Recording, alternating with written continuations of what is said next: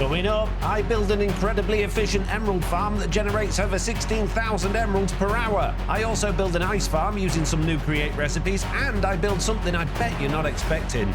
Let's create emeralds again, because in the last video I built a Bad Omen farm and I tried to convert that into a raid farm only to find it didn't work. And after watching a whole bunch of YouTube videos and seeing a whole bunch of your comments, I can see why raid farms are now made over the ocean and not at a pillager outpost. And that's because you just can't do it. Not on Java Edition at least. And I don't really want to build a raid farm over the ocean because that'll make a big mess. So we're going to turn this into a more efficient emerald farm. And the way we're going to do that is by making this system a whole bunch bigger. At the moment, these platforms are 21 blocks by 21 blocks, and that's not very big, and that means the rates of getting pillagers in here is pretty slow, even though I've got a whole bunch of the levels for them to spawn on. And the reason I made it so small is because I want to be able to wrap a building around this, but I think we're just going to have a bigger building. You see, with a fan going on full speed, that will actually push an entity up to 21 blocks, and at the moment in that farm we're only pushing them 10, so we could actually make that thing double the size, add a whole bunch more layers to it, and get a whole bunch more pillagers spawning. And yes, I've added some packed ice onto this because that does make a big difference. Whilst just using grass, I will get pushed all the way over to pretty much the same point as this one. You can see that was pretty slow, whereas on packed ice, I go a whole bunch faster. But the question then is, will pillagers spawn on packed ice? And I guess the only way to find that out without having to put in too much effort is to go over to my test world and find out. And here on my test world, you can see I've replaced all of the grass with packed ice. For some reason, we've got a witch in here. You don't belong. So let's turn the system on and find out if anything spawns there. And the answer is yes, we have a pillager in there. And there's another one. So yes, packed ice will work. Excellent. If only I had a bunch of packed ice. I have 185 of it, but can we craft it? I know you can craft it from ice, and you can apparently wash ice into packed ice. That's a bit weird. You'd think that would melt it. Fair enough. But can we craft ice? If we had an entropy manipulator, apparently we can turn water into ice. All right, we'll have one of them then. But I think it needs charging up. And somewhere in this maze of a building, I believe I have a charger. And somewhere in this maze of a building, I also have a bald eagle, which I should probably name so he doesn't despawn, although he's been here for months and he hasn't. And he's already got a name, and I believe his name was Ego. So there you go, Ego, you got a name now. Oh, apparently you can tame a bald eagle with fish oil, and then it can be commanded to stay, follow, and wander. And you can use them for falconry. You need a falconry glove, attack mobs on command. Okay, you're getting distracted. I'm not. How do I make fish oil? Blobfish. Where do I get a blobfish from? I don't have any blobfish. Well, I guess we're not getting too distracted. Right, anyway, charger. Charge this. Thank you. It doesn't have a GUI, apparently. I also can't see it in my hand. Weird. Okay. I have no idea how fast this thing's going to work, but I've got an idea. Oh, man, this is going to be a good idea, I think. Now, before I get too carried away building a contraption, let's see how it works. Apparently, if I shift-click, there we go. I just turn things into ice. Okay. But can a deployer use it? I would imagine not. Oh, yeah, it needs shift-clicking. But if I put it in attack mode? No, so it's only going to work with the heat mode on a deployer. Oh, that's annoying. But that does mean if we just had ice down there, it would turn it into water. It'll also turn cobble into stone, and there's a handful of things that it can do. If only I can make you shift right-click deployer, you suck. And here we go, we have an ice farm. All I gotta do is shift right click there, and I'm just gonna turn that into ice very quickly. And does the mechanical drill not give me ice? Does it not give me the blocks back? Ah! I don't have a farm. Entropy manipulators is stupid. I don't want it anymore. Actually, I do kind of want it just in case. We'll keep it safe. It's just such a shame there's no recipe to make ice the normal way. What do you mean the normal way? Well, you see, when I was a child, and also an adult, when it snowed, I used to make snowballs, and snowballs are fun. You can grab yourself a snowball, and if you squish it down really hard in your hands, you turn it into an ice ball, and then you can really get those bullies that you don't like. I would not recommend doing that. It hurts. But joking aside, in my experience, snow is just cold water, and ice is just really compact cold water. So why can't snow be compacted into ice? Oh, would you look at that? A new recipe has appeared, and it looks like you can compact snow into ice. It also looks like you can compact ice into packed ice. And it also looks like you can craft packed ice with glowing sacks into blue ice, because blue ice is just basically packed ice that glows a bit, right? That'll do me. Let's go make a farm. And I can't think of anywhere more appropriate to build this ice farm than our snowy area, so let's head over there and make even more lag. And here we are, this fabulous snowy area, which just happens to be the laggiest place in the world, but fear not, peeps, we have a snow farm. In this little shed here, we have see, it's laggy. I told you it's laggy. Jeez. In this little shed here, we've got a snowman, and all of the snowballs end up in this chest down here. We've got a bunch in there already, and I've still got a ridiculous amount of snow left over from previous builds. So we just need to take this snow and turn it into ice, and we're going to do that in our little workshop, just down these stairs in here, where I do all of my andesite crafting and all of my create bits and bobs. And don't worry, peeps, we've got a video coming up very soon where we're going to be creating a whole factory to create all of this create stuff, which means most of this is going to be surplus to requirements. In the meantime, though, while that's not a thing, we're going to have to set up a little line in here. And there we go, we've got plenty of space to work with now. Now, I'm not interested in blue ice at the moment, so we don't need that much of a big system. We're going to have a conveyor there going into a basin here. Then we're just going to have another little conveyor here like this. That's going to come into another basin just there, and then we're going to have one last little bit of conveyor just here, and that's just going to have a barrel just there. These basins, of course, need presses above them, and then we just need a bunch of funnels. We'll have a funnel coming out of there. We need one going into there. That's already got an output on it, so then we just need one going into there, and then we just need one on there. Now, all we need is some power. Now, I can get rid of that, and I can actually join these belts together, I believe, and as luck would have it, we've actually got a bit of power just over there, so there we go. That's that belt powered. If we do the old stick the belt out at a weird angle trick, we can power that one there, and of course we can make it all look a bit tidier with some of this trim. And now we just need power to the presses. The press has already got too much. No, not that type of press, mate. And that means we're going to break that, stick a bunch of chain drive there instead, and now I can just attach those with a gearbox. There we go. One snow to packed ice farm, all done. So I guess I just need a whole bunch of snow. In you go. Lovely. And look at that. Ice is coming out of there, and occasionally we get a packed ice coming out of there. It's a little bit slow, but it's working. This could take a while, and it's going to use a lot of snow. So what I'm going to do is stick another barrel up there, put even more snow in that, join those together with a chute, so that's just going to keep that snow supply coming down there. And now while all of this is processing, I'm going to go see my snowman friend. Hello, buddy. Is your system working? It all appears to be turned on. Now, this is still running off water wheels, so it's a little bit slow. We could probably speed this up a bit. Oh, what have you got in? You've got everything in there. Wow, look at all this stuff. Yeah, let's just steal some power for this and speed it up a bit before I start over here. We've got power just down there, look. Just a snowball's throw away. And we can just steal a little bit of that power coming out of there with some of this chain drive. Stick a bit of shaft on there. Put one of them there. A bit more shaft there. Another gearbox on there. And now we have all of that powered, and we can get that going full speed. There we go. That's much more efficient snowball making farm.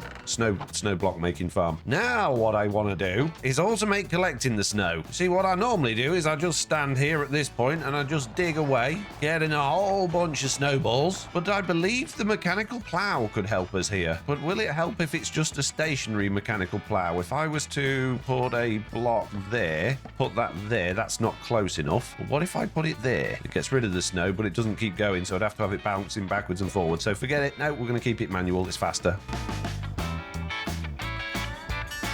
And as you can see, doing this makes snowballs go everywhere. But don't worry, peeps. I just happen to have this fancy magnet upgrade here, and I can suck all of those into my backpack just using that. So now I can just stand here and get a whole... Oh, sorry, snowman. Just get a whole bunch of this snow, and now it's not going to make a mess.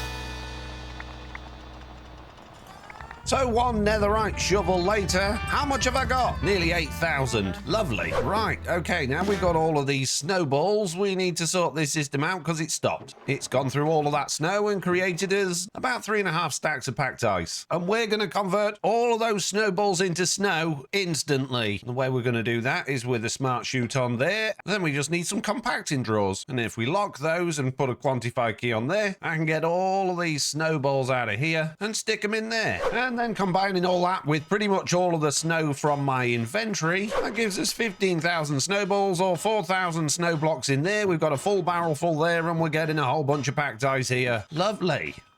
Now, if you're concerned that this recipe's a little bit cheaty, as in it only takes 4 ice to make 1 packed ice, because on your crafting table you need 9, don't forget on a crafting table you can craft a whole ton of ice into packed ice instantly, whereas this method requires both time and power as well as crafting the resources to actually produce it all, as in like the presses and the basins and the conveyors and everything else like that. The trade-off is it's slightly cheaper to make this packed ice, but it also takes a long time. Anyway, the good news is we've got a whole bunch of packed packed ice now, and this system's going to keep producing it while we're away, although there's really not all that much left in there to produce, and that should be plenty for us to start getting on with at our emerald farm. So the first thing I need to do back at the farm is delete pretty much everything. The whole thing's pretty much got to go, because not only are we replacing the grass with the packed ice, we're going to be making the platforms bigger. And there we go, everything except for this last bit of grass is gone, so let's delete this and fall down to our doom. Oh, I got special backpack. And now we can hop over to here and start putting them back in again. But I really don't think this is going to be anywhere near enough. Probably not even going to do one layer. I've run out of ice. All of that's not even done half a platform. Gonna need a lot more ice. But we don't actually need all that much ice, because going back... Oh, I took them away. Well, going back to our fan system anyway, it didn't give us much of a speed boost at the start, because the fans already do that. It was only towards the edges where it was really a problem. And in terms of our farm up there, what that means is we only actually need the inner few blocks, maybe 4 or 5, to be packed ice. The outside ones can still be grass or stone or something else. So having the packed ice a little bit like this is going to be a lot more suitable for us, because it means our packed ice is going to go a lot further. But before I start adding it into the layers above, there's something else to consider, and that is that the reason I built this so high up off the ground before was because I hadn't dug out all of this area here. The reason I dug this area out here was because that stops the pillagers from around where the outpost was, which was around about here somewhere, from spawning anywhere else other than the platforms. And that means if I bring this down significantly, I'm not going to need such a massive tall tower.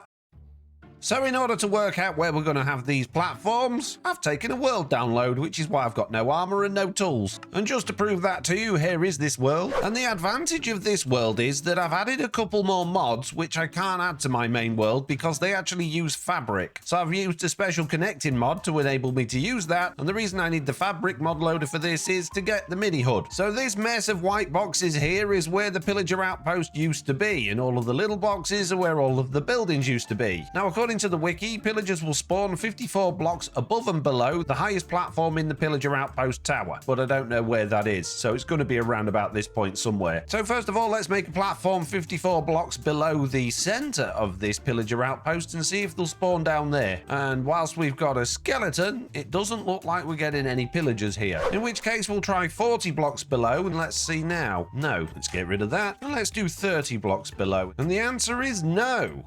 That's not what I expected. What about 20 blocks below? Yes. We're getting pillagers now. What about 22 blocks below? No. And it's also a no for 21 blocks, so it looks like the lowest pillagers will spawn below this structure is 20 blocks. So that's below. What about above? So first I'm going to try 64 blocks above, and that's a no. And now I'm trying 50 blocks above, and that's also a no. So let's jump all the way down to 30 blocks above and find out. And yes, we get pillagers at this point here, which is still pretty high up if we're going to be having a big old tower, but look how many pillagers we get spawning at that level. This is crazy. So now I've added layers in from 20 blocks below to 20 blocks above where I was stored, and as you can see, there's a whole bunch of pillagers there. But how many and how fast do they spawn? And what this command block should do is teleport any pillagers that are further than 10 blocks away from it from there into here. So let's find out. There we go. Many.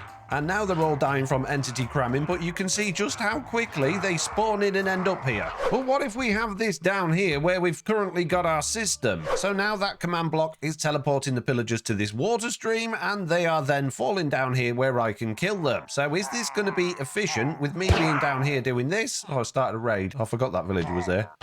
Oops.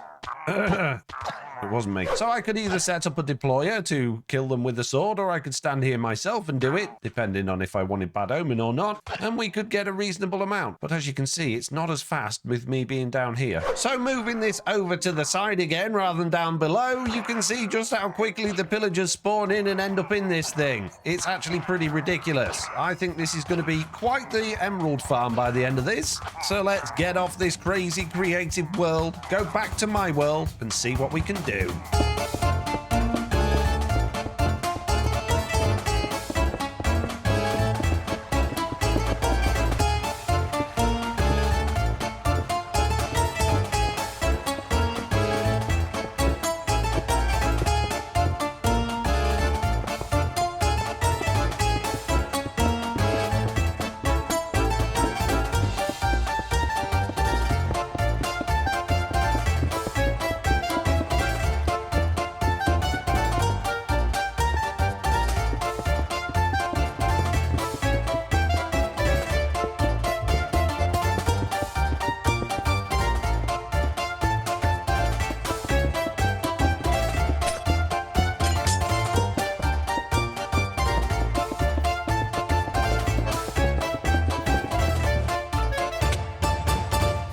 we go. I have 2 layers because I've run out of ice, and I've used blue ice. I crafted it all into blue ice, and I was a little bit concerned that pillagers wouldn't spawn on that, but they will. I've done testing. That's all good. And as you can see, I've changed the design a little bit. I've gone for these 2 platforms either side with the gap down the middle with fans so that they'll get pushed down there and fall into these water streams. The only problem here is this is very slow, and I'm a little bit concerned that this is going to reduce the rates of our pillagers coming down here and actually ended up on these warp plates. But once they end up on these warp plates, they'll end up in here.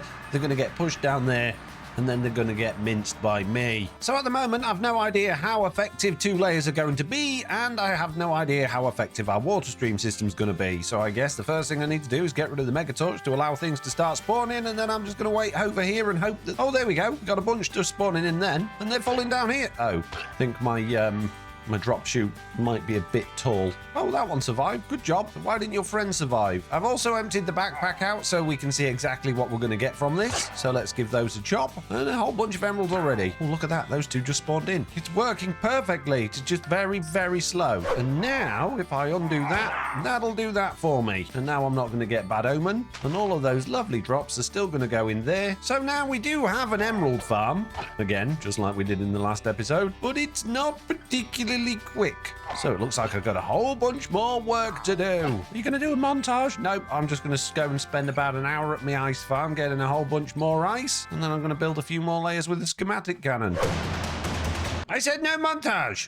I've been fiddling with things. This snow farm is now fully automatically generating packed ice, and that's because it's now being sucked into a backpack down here instead of that compacting system. And that backpack is going into some storage drawers, which go all the way down here, across there, through here, and up there into this much more fabulous snow making machine, or should I say packed ice making machine. So the snow comes into these compacting drawers. 4 lots of it come through so that they can all get pressed at the same time. They go into some more storage drawers, they come out to make packed ice, and it all accumulates in here. Well, you can't see it because I'm in free cam. So literally all I got to do now is stand here and break this snow. I just wish there was a way I could do this automatically with Create, but I've tried everything and it doesn't work.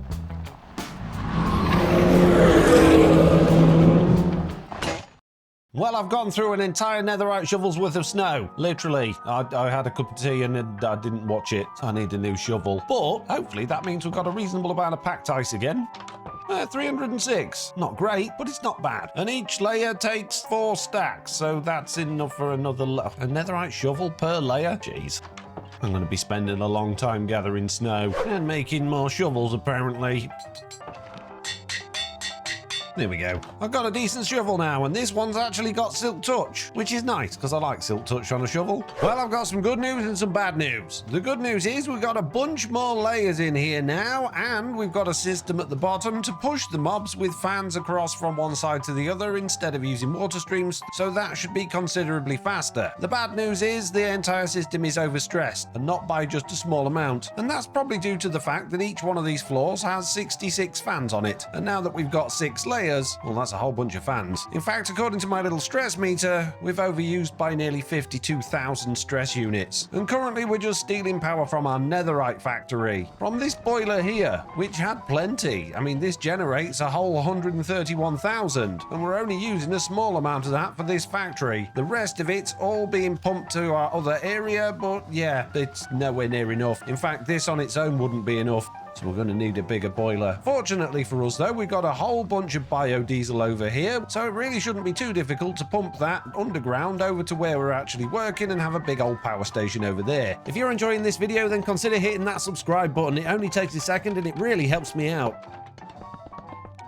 And there we are, I now have my very first max-sized boiler giving us nearly 300,000 stress units. That should hopefully be enough. 18 steam engines to get all of that power out of there, but at least we've got power now. So now that everything's plugged in, we've got 144,000 stress left, which gives us room for a few more layers should we need to build them. Let's make sure everything's going in the right direction for a start. They're all blowing the right way and they're all blowing the right way. But what about my ones at the bottom? I'm not even sure if they... Oh, they are connected. These are blowing the right way and and those are blowing the right way too. Oh, nice. And you can see I go a whole bunch faster like that. So it's time for a test. Let's get rid of the torch. Let's turn it on and let's see what... Ah, wow, we got a pillager captain already. Let's see how many we get there. We're getting way more pillagers this time. Oh, wow. Look at all those guys come in. That one's not going on the thingy. Why are you stuck? Why are they not going? Oh, yeah, okay, right. That's fine. So what I'm going to do is I'm just going to remove a couple of these fans and make that entire little thing a little bit thinner. That's better. Now they can't get stuck under the glass. And here we go. Look at them spawning in like crazy. Oh, but they're all dying again. Stop dying. I suppose if they've taken fall damage already, falling off there. Oh, yeah, this isn't going to work at all, is it? Okay, stop. Come on, guys. It's time for a little journey. Wow, there's so many of them. The other reason why I wanted that so far away is because it is horrendously noisy. It's emerald gathering time. Oh, look at this. This is wonderful. Oh, this is great. Oh, I've got an emerald farm, peeps. We've only used half the layers. Well, it was all going well until it stopped. And that's because the deployer, even though it's in attack mode and not use mode, is destroying the warp plate. And for some reason, when the deployer destroys a warp plate, the warp plate forgets its ID, and now the mobs won't teleport to it even though I put it back down. But here we go, it's about to break. There we go, it ends up in there. And as you can see, it's got no ID. It should look like this with that writing underneath, but it doesn't. And that means all the stones that I attuned to it that are down there with all of those pillagers on are no longer attuned to it. So I need a new one. And the way you attune a new one is to put a bunch of warp dust in it and then just throw a piece of flint in, and that will attune it to the same code. And I just need 3 of these. So maybe I would be better off actually running this myself. But if I don't want Bad Omen, how am I going to do that without breaking the warp plate? Well, it's a lot easier than you might think. All I need to do is remove that backpack, remove that, and remove that, make that a block taller, put the deployer back on there, put that back with the filter that's vanished. Where did the filter go? Oh, we'll make a new filter then. Fine. No swords. There we go. Throw the backpack back down. Oh, there's my filter. Put that back in attack mode. Give it the sword back, and now it's not going to hit the warp plate because it's a block above. And now I want to do a proper 5-minute test. Well, the 5-minute timer is up, and this thing seems to be a bit odd. It seems to go in fits and starts. I was watching it the whole time. We got 215 emeralds, which isn't too bad for 5 minutes, but you'll notice that there's a sudden wave of pillagers, and then you get none for a while, and you get a sudden wave more, and I'm not 100% sure why. So I think I want to watch the farm for 5 minutes rather than this.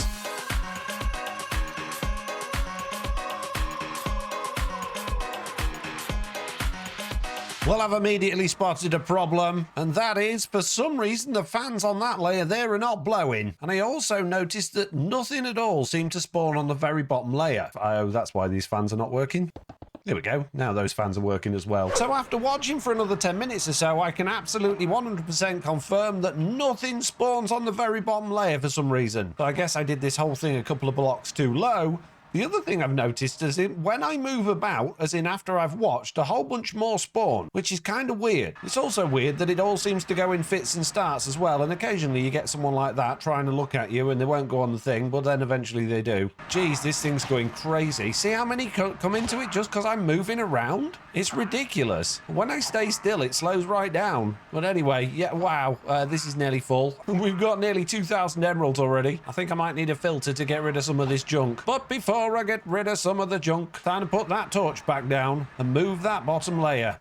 Well, yet again, it's moment of truth time. I have moved the bottom layer up to the top. I've also jigged the power around a bit so that it's all nice and central, and that means we don't have power lines running across here and getting all sorts of confused. And because it's powered from the bottom now, that means that when I actually do add more layers, I don't have to keep moving all the power lines around at the top up a couple of layers because they're all running down there. Excellent. So the only other thing that I want to deal with on this farm is this. When they get sight of the deployer, even all the way from over there, they don't want to go on those warp stones, and I think that's a relatively easy fix. The reason they're stuck there is because the fans are only blowing that far. So if I was to add in more warp stones just down here at this point here, ow, oh, now I put that one in the wrong place. Thanks, mate. Now all of those are connected to there, and that should hopefully work. Maybe, fingers crossed, we'll find out in a second. Let's turn it back on. Yep, yeah, that works. Wow, that really works. Good, excellent. So next I want to repurpose these storage drawers and actually actually start filtering out some of this junk. And in order to do that, I need to go and shufty over 1 million cobblestone,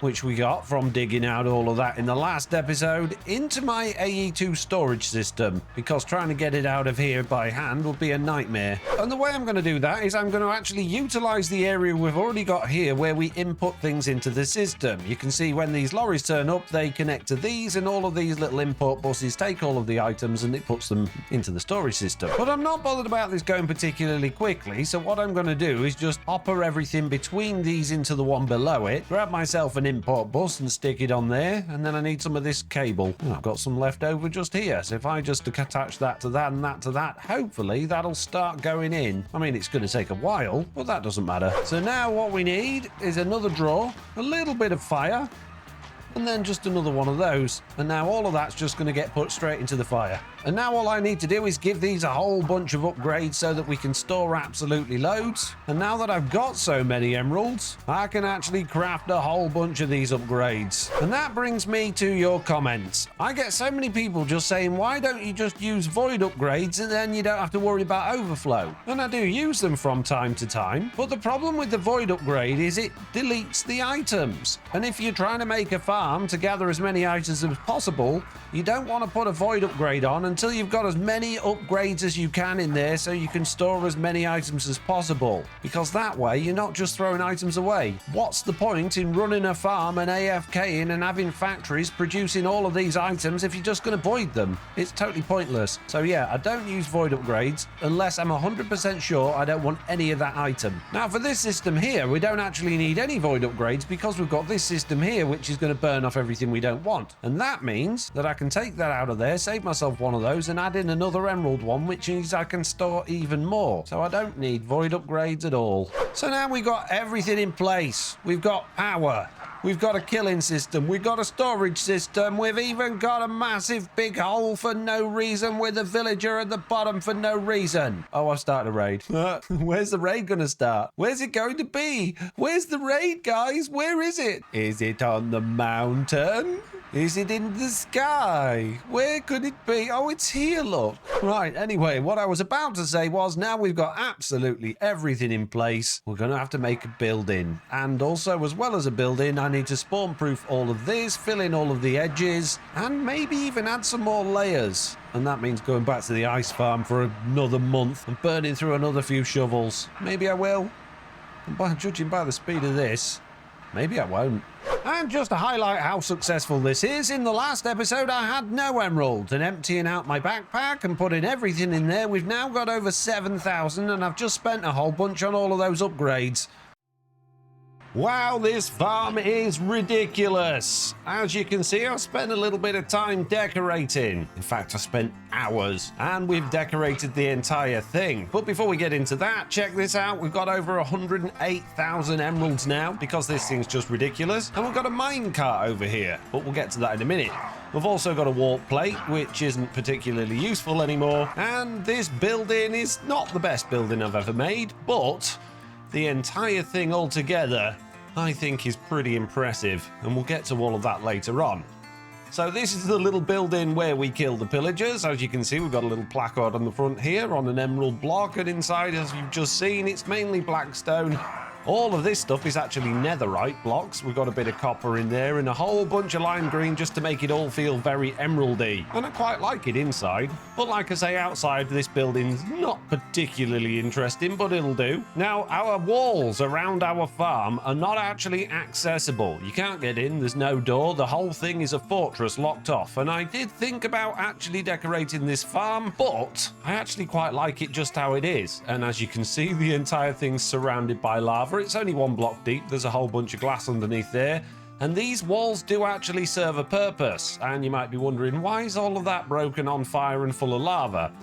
Well, for some reason, as I was building these walls, it turned out that all of the pillagers started spawning instead of in there, but all the way around here. So what I've done is I've come around with a bunch of the grass slabs and I've made all of this spawn proof. And I thought it would be fun to actually have a reason why this thing was surrounded by lava. And that's because this volcano snow thing is leaking lava through the walls and into here. And I think that works. I think it brings it all nicely together. So in each corner, we've obviously got a big old tower, and these have got emerald and netherite flags, a little bit like the Piglin village in the nether, which has got gold and netherite. And they are mildly decorated inside as well. This one more than any of the others. This one's got some axes and some crossbows on these shells. It's also got these hatchets which you can use, and these actually you can launch like, oh no, that one ran out of durability. Well, yeah, they normally don't just disappear.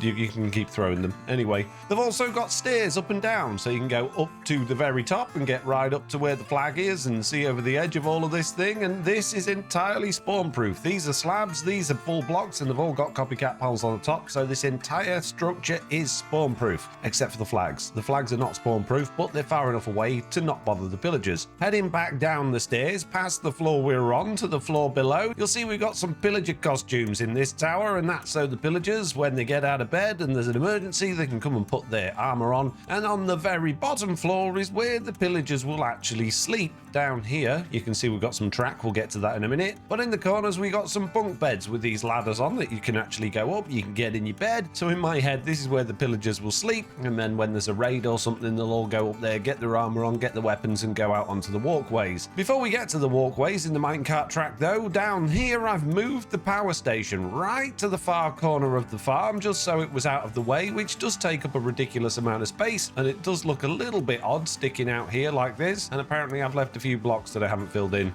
There we go. No one would ever know. And again, each one of these floors has stairs going up to the top. However, this one doesn't because there's a power plant in it. And the other two towers pretty much mimic the first one with the stairs, the bunk beds, and the armor and the weapons, because I used the schematic cannon to build everything. And that saved me a whole bunch of time. All I had to build was one wall and one tower, and the rest just did itself. So now that we've talked about that, we should probably talk about this walkway and this minecart track. So let's go back through here and then hop out of the door, past the minecart, and go back outside again. So I decided to do each set of walls with two walkways. I don't know why, I just thought it looked quite nice. It gave a lot of elevation to it, disguised the farm a bit, which yes, it does have some more layers in that farm now, so it's even more efficient. And again, all of this is completely spawn proof. These are all bottom slabs, so nothing can spawn on here, and that means I can't put my bed on it. I need to go down here to sleep. So why is there a minecart track running around the entire bottom of this thing? Well, as we discovered earlier, if I move around, it actually makes the farm a whole bunch more efficient. And I think the reason for that is if we just stand in one place, mobs will spawn around the area and start taking up the mob cap. But if we keep moving around, those mobs get despawned and the pillagers can keep spawning.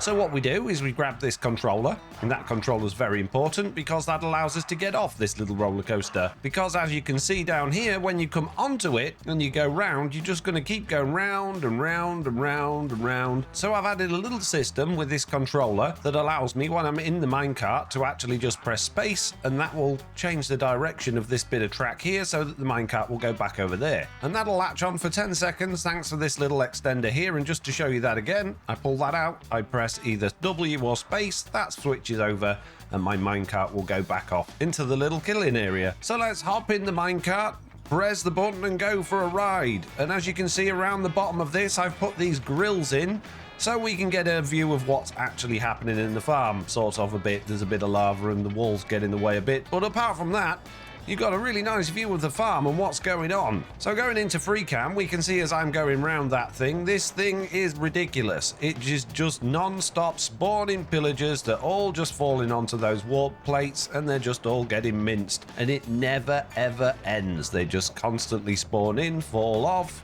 get minced, give me emeralds. It's pretty wonderful, really. Right, well anyway, I need to get off this contraption, so when we get onto the next corner, I'm going to get out my little redstone link thing. I'm going to press the button, and that will switch the track, and now I should come off, and I should go back into here. Here we go, look at that. How good is that? And now we've got 111,000 emeralds, just for a couple of laps of that. But I want to know exactly how good this is. I want to know how many emeralds we get after, you know, a 5-minute run around this thing, and the only way to do that is to turn the system off for a minute, let everything teleport here and get killed off, and then we'll move this box of emeralds, put in a blank one, and we'll see what we get. There we go, the timer is up. How many did we get? 1,389 in 5 minutes. That's almost 17,000 an hour. In fact, it's 16,668. So there we go. from an absolutely abysmal failure in the last episode to something I think is pretty spectacular in this one. I'm pretty happy with that.